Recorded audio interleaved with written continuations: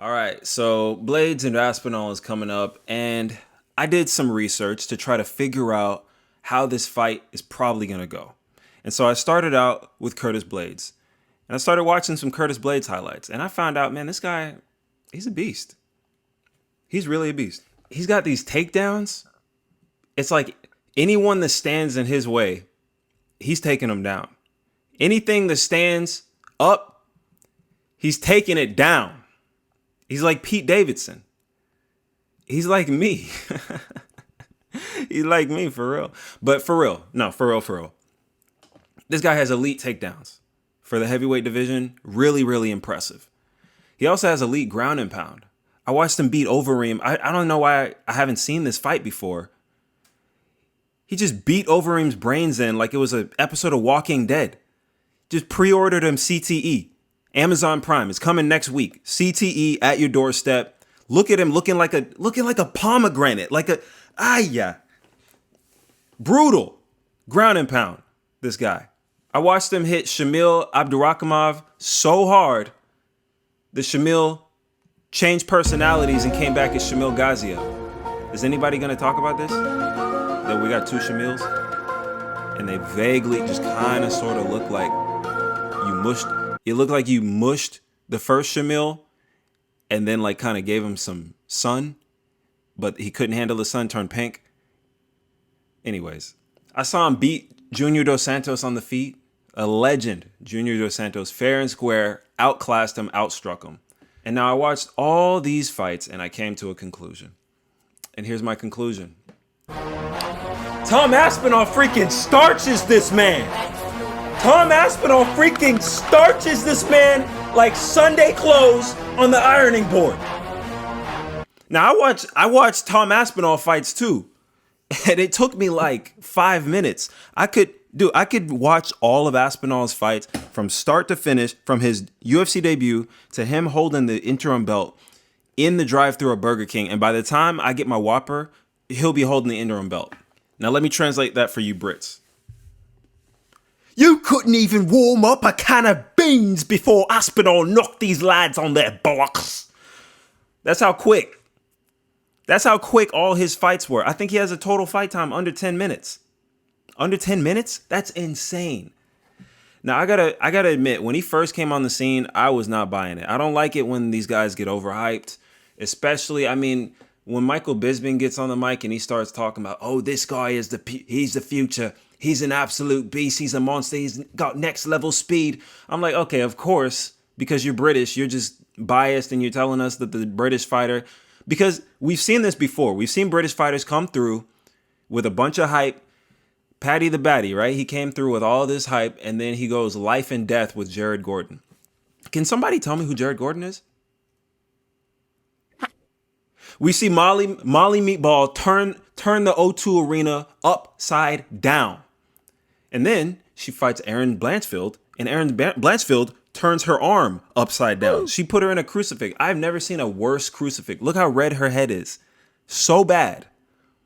All right. And then we got the other British fighter, my least favorite fighter in the UFC right now by far, Leon Edwards. They're always talking about, oh, he's an elite striker, one of the best strikers in the UFC. Then why did the most severe case of brain damage we have in the UFC smack him and rock him in round 5? So I wasn't very high on these British fighters. I feel like it's just always hype and then it just dies out. I get disappointed. But then we see Tommy Aspinall, baby. So I tune in for this Aspinall fight. I think it was on the same card as a Molly Meatball and Paddy the Baddy fight. I think so. And so I'm ready to see what all this hype is about. I'm ready to see how good he really is against a top contender like Curtis Blaydes. And what happens a second into, ow, my knee.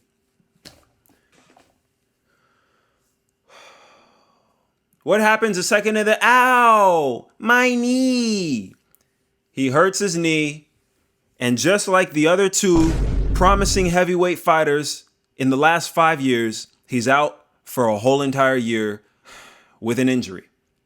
And here we are again in the heavyweight division, no champion, no top contender, just stalemate, sitting on the butt. Oh, my My knee, I have hit my knee. I have a torn ACL. I cannot fight. Or John Jones, whatever he's doing. Coke, you know? So in this waiting period of trying to figure out how good Tom Aspinall is, this new guy comes on the scene. This big old Russian train. And he starts just destroying people. He went on like a 5 KO win streak. Maurice Green, I think that is. He knocks out Shamil Gaziev from another dimension.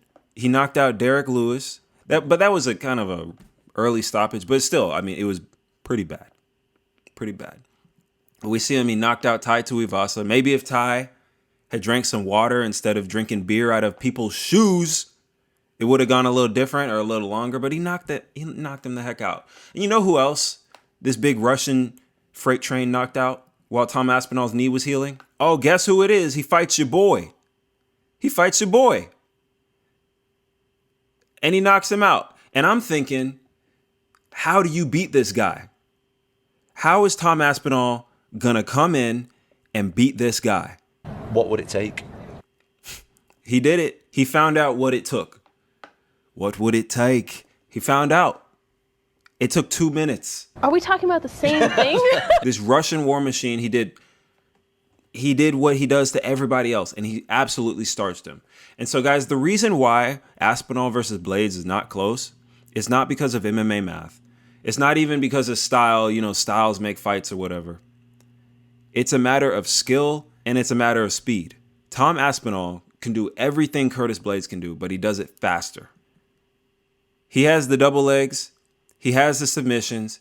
He has the elbows. He doesn't get hit much. He has the power, but he has the ability to deliver it faster, and that's what makes the difference.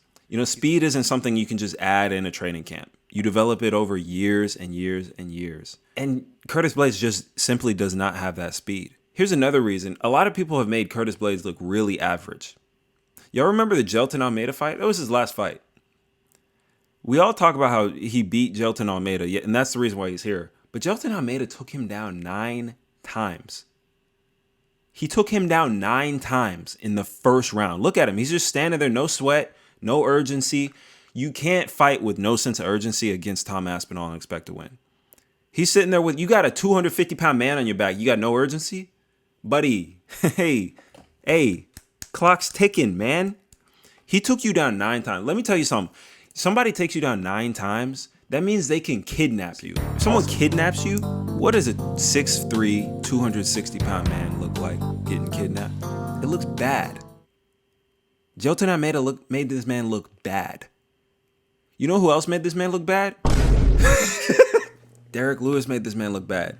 He shot a sloppy takedown and got an uppercut from hell. And now he's over here taking a nap. He's getting his REM sleep on the canvas. All these reasons, it's just so clear to me that Tom Aspinall versus Curtis Blaydes is not close at all. I think this fight is going to end probably within the first round. Either Aspinall is going to starch him on the feet, knock him out on the feet, or Curtis Blaydes is going to shoot one of his slow motion takedowns.